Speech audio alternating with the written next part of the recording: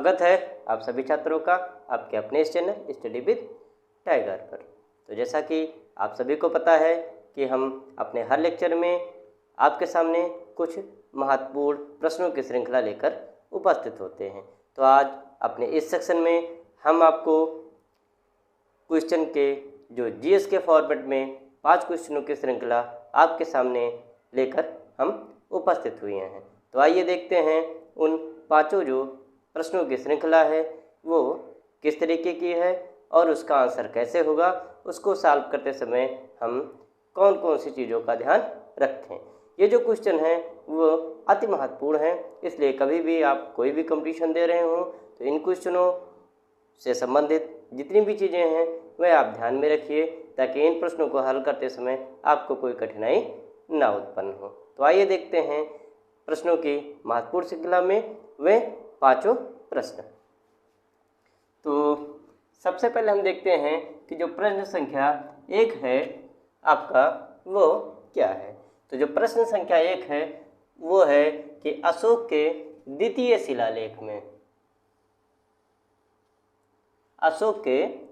शिलालेख में निम्न में से किसका उल्लेख नहीं है।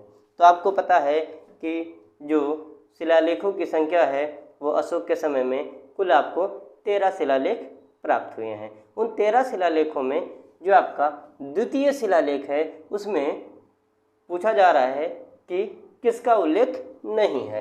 तो पहला ऑप्शन है आपका चोल, दूसरा आपका है सातवाहन, तीसरा आपका है पांड्य और चौथा आपका है सतीय पुतो। अर्थात इसको हम सतीय पुतो या इसको हम सतीय पुत्र भी कहते हैं। तो इन विकल्पों में हम देखते हैं कि जो अशोक का आपका द्वितीय शिलालेख है उसमें हम क्रमशः चेर, चोल, पांड्य राजाओं का तो नाम मिलता है, साथ ही साथ में श्रीलंका के कुछ राजाओं का भी नाम द्वितीय शिलालेख में मिलता है। लेकिन सातवाहन का उल्लेख अशोक के द्वितीय शिलालेख में नहीं मिलता है। किसका नहीं मिलता है? सातवाहन का नहीं मिलता है। मिलता किसका किसका है? चेर का है, चोल का है, पांड्य का है, क्षत्रिय पुत्र का है और साथ साथ में श्रीलंका के कुछ राजाओं का है। अब आइए हम देखते हैं प्रश्न संख्या 2। प्रश्न संख्या 2 में है कि हिंद स्वराज पुस्तक किस भाषा में लिखी गई। विकल्प आपका है पहला अंग्रेजी, दूसरा हिंदी, तीसरा तमिल और चौथा गुजराती। तो जो हिंद स्वराज पुस्तक है उसको महात्मा गांधी ने सन 1909 में लिखा था। किस सन में लिखा था? 1909 में। और 1909 में महात्मा गांधी जी इंग्लैंड से दक्षिण अफ्रीका की यात्रा पर जा रहे थे। वहीं इन्होंने पानी के जहाज़ पर, चूँकि यह जो यात्रा थी उनकी जल द्वारा पूरी की जा रही थी, जलीय यात्रा थी, इसलिए पानी के जहाज़ पर बैठकर उन्होंने यह पुस्तक लिखी थी। इस पुस्तक में कुल जो शब्दों की संख्या थी वह 30,000 थी। अर्थात यह 30,000 शब्दों की एक लघु पुस्तिका थी। इस पुस्तक को अंग्रेजों ने बैन कर दिया था और बैन करने के पीछे जो कारण था वो ये था कि अंग्रेज मानते थे कि हिंद स्वराज पुस्तक में राजद्रोह से संबंधित कुछ लेख हैं। इस वजह से उन्होंने हिंद स्वराज को बैन कर दिया था। हिंद स्वराज जो पुस्तक के अंश हैं वो सर्वप्रथम इंडियन ओपिनियन नामक पत्रिका में छापे गए। तो हम देखते हैं कि हिंद स्वराज जो पुस्तक है वह गुजराती भाषा में लिखी गई। किस भाषा में लिखी गई? गुजराती भाषा में लिखी गई। और कब लिखी गई? 1909 में। ठीक, अगर ये पूछा जाए इसमें कुल कितने शब्द थे तो टोटल 30,000 वर्ड इसमें थे। कितने शब्द थे? 30,000 वर्ड इसमें थे। अगला जो प्रश्न है कि भारतीय राष्ट्रीय कांग्रेस के प्रथम मुस्लिम अध्यक्ष थे, कौन थे? विकल्प ए है आपका हकीम अजमल खां, विकल्प बी आपका है रफ़ी अहमद किदवई, विकल्प सी आपका है अबुल कलाम आज़ाद और विकल्प डी आपका है बदरुद्दीन तैयब जी। तो हम आपको बता दें कि जो भारतीय राष्ट्रीय कांग्रेस के जो प्रथम मुस्लिम अध्यक्ष थे वह थे बदरुद्दीन तैयब जी। कौन थे? बदरुद्दीन तैयबजी। अब यह प्रश्न उठता है कि बदरुद्दीन तैयबजी जो प्रथम मुस्लिम अध्यक्ष थे वे कांग्रेस के कौन से वाले अधिवेशन में थे और यह अधिवेशन कहाँ हुआ था? तो मद्रास में, कहाँ हुआ था? मद्रास में, ठीक, 1887 में एक अधिवेशन हुआ था। इस अधिवेशन की अध्यक्षता बदरुद्दीन तैयबजी ने की थी। अर्थात 1887 में मद्रास में एक अधिवेशन हुआ था, राष्ट्रीय कांग्रेस का अधिवेशन था और उस अधिवेशन की अध्यक्षता बदरुद्दीन तैयबजी ने की थी और ये सबसे पहले मुस्लिम थे राष्ट्रीय कांग्रेस की अध्यक्षता करने वाले। अब अगला जो प्रश्न है, समन्वित ग्रामीण विकास कार्यक्रम, कौन सा कार्यक्रम? समन्वित ग्रामीण विकास कार्यक्रम पूरे देश में किस पंचवर्षीय योजना में लागू किया गया? पहला विकल्प है आपका ए प्रथम, बी द्वितीय, सी पांचवी और डी छठी। तो सबसे पहले हम जान लेते हैं कि समन्वित ग्रामीण विकास कार्यक्रम को हम IRDP कहते हैं। IRDP का मतलब होता है इंटीग्रेटेड रूरल डेवलपमेंट प्रोग्राम और यह जो IRDP चलाया गया था वह सन 1980 में चलाया गया था और छठी जो परियोजना या छठी पंचवर्षीय योजना का जो कार्यकाल था 1980 से 85 था। इसलिए IRDP का जो कार्यक्रम है वह आपके छठी पंचवर्षीय योजना के अंतर्गत चलाया गया था। किस में चलाया गया था?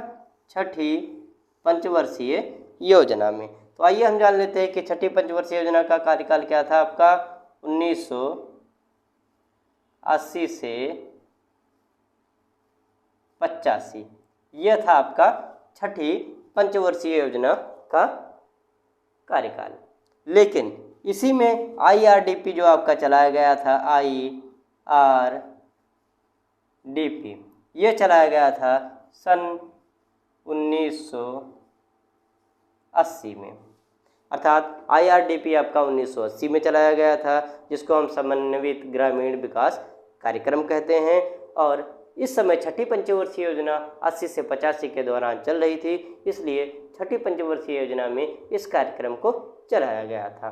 तो इस कार्यक्रम को चलाया गया था। अब हम जानते हैं कि इस कार्यक्रम को चलाए जाने के पीछे सरकार का उद्देश्य क्या था। तो इस कार्यक्रम को चलाए जाने के पीछे जो सरकार का उद्देश्य था यह था कि जो ग्रामीण लोग हैं उन्हें रोजगार कैसे दिया जाए, तो उनको स्किल कैसे किया जाए, अर्थात उनमें कौशल कैसे लाया जाए ताकि वे अपनी रोजी रोटी खुद चला सके और रोजी रोटी या आजीविका चलाने में वो सक्षम हो जाए। अर्थात ग्रामीण लोगों के लिए रोजगार से संबंधित ये योजना थी कि उनको स्किल्ड किया जाए और वे अपनी आजीविका चलाने के लिए खुद सक्षम हो सकें। अगला जो क्वेश्चन है वो प्रश्न संख्या 5 है। इसमें पूछा गया है कि निम्न में से किस स्थान पर उत्तर प्रदेश में एक नाभिकीय परियोजना है? विकल्प आपका है ओबरा, बी विकल्प आपका पनकी, सी विकल्प आपका नरौरा, डी विकल्प आपका लखनऊ। तो इसमें ध्यान देने वाली बात यह है कि नाभिकीय परियोजना के बारे में पूछा गया है। ठीक, तो नाभिकीय परियोजना जो आपकी यूपी में है वो सिर्फ एक जगह पे है और वो है आपका नरौरा। नरौरा जो आपका है वो उत्तर प्रदेश के बुलंदशहर जिले में स्थित है। कहाँ है? बुलंदशहर जिले में आपका नरौरा जो है वो नाभिकीय परियोजना स्थित है और ये जो परियोजना थी वो 220 मेगावाट की परियोजना थी। और नरौरा कहाँ आपका है? नरौरा जो आपका है वह कहाँ है? बुलंदशहर में। कहाँ है? बुलंदशहर में। बुलंदशहर,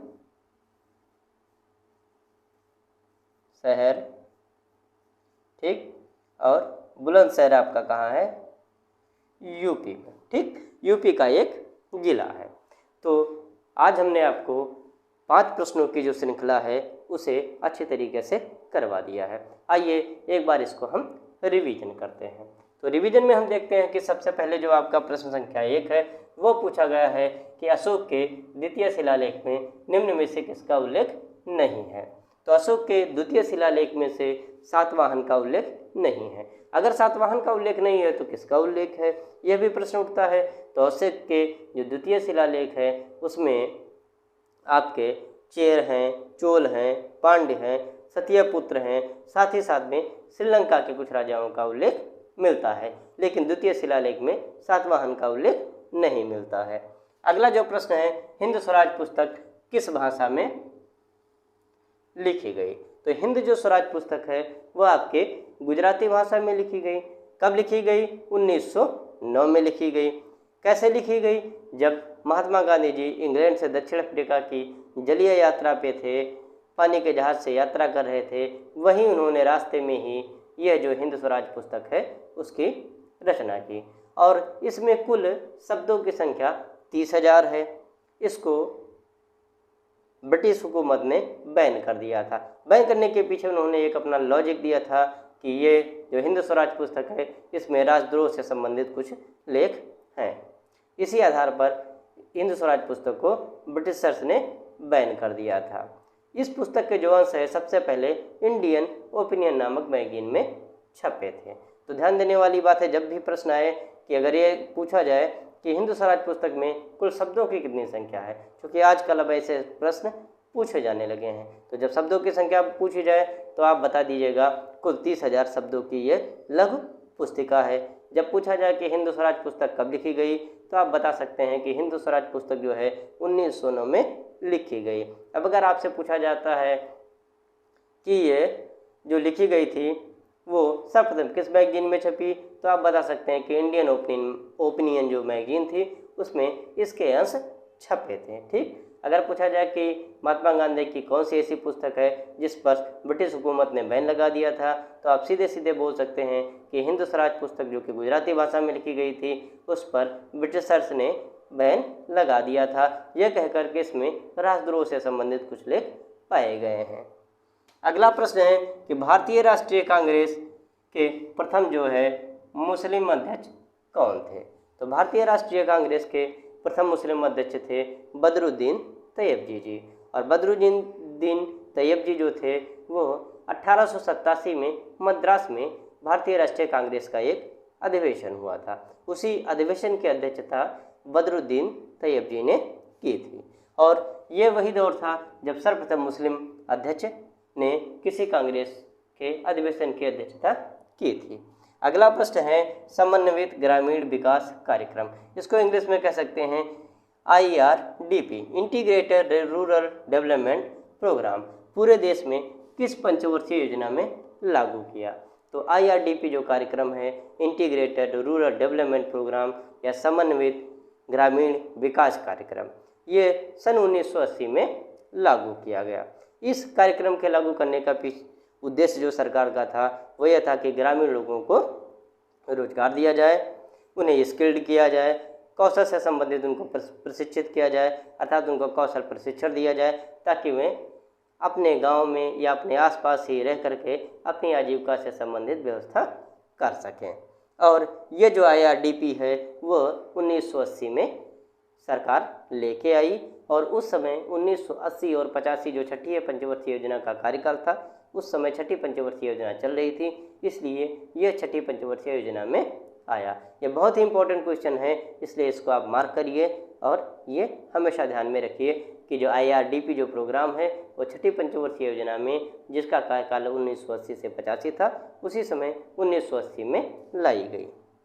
अगला जो प्रश्न है कि निम्न में से किस स्थान पर उत्तर प्रदेश में एक नाभिकीय परियोजना है? तो उत्तर प्रदेश में नरौरा जो कि बुलंदशहर आपके उत्तर प्रदेश का एक जिला है, वहाँ एक नरौरा जगह है, वहीं पर ये नाभिकीय परियोजना स्थापित की गई थी। और ये जो परियोजना थी वो 220 मेगावाट की परियोजना थी, अर्थात 220 मेगावाट विद्युत इससे उत्पन्न की जाती थी। तो आज हमने आपको GK/GS से संबंधित 5 प्रश्नों की अति महत्वपूर्ण श्रृंखलाएँ जो थी वो हमने आपको कराई। इसमें जो प्रश्नों की नेचर है प्रश्नों का वो बहुत ही अच्छा है, क्योंकि अब किसी भी कंपटीशन में किसी भी तरीके से प्रश्न पूछे जाते हैं, इसलिए आप किसी भी क्वेश्चन को ना तो छोटा समझिए ना बहुत बड़ा समझिए, आप क्वेश्चन को पढ़ते जाइए, अच्छे से समझिए, उसके कीवर्ड्स को पकड़िए कि इस क्वेश्चन का आंसर किस तरीके से देना है, और आराम से पढ़ते रहिए। जब भी पेपर हो तो इन चीज़ों को आप एक बार रिवीजन करिए ताकि ये रिकॉल हो जाए और आप अच्छे से पेपर कर पाएँ।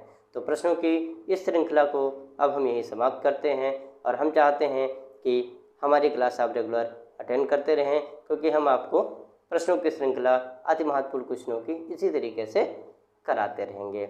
अगर आपको हमारा ये लेक्चर पसंद आया हो, हमारे आप चैनल पर नए आए हों, तो हमारे चैनल को आप लाइक करें, शेयर करें एवं सब्सक्राइब करें। हाँ, अगर आपको लगता है कि कमेंट बॉक्स में कुछ पॉजिटिव या नेगेटिव जो भी लिखना चाह रहे हैं, अगर आप लिखना चाहते हैं तो आपका स्वागत है। तो इसी के साथ हम अपने शब्दों को विराम देते हैं।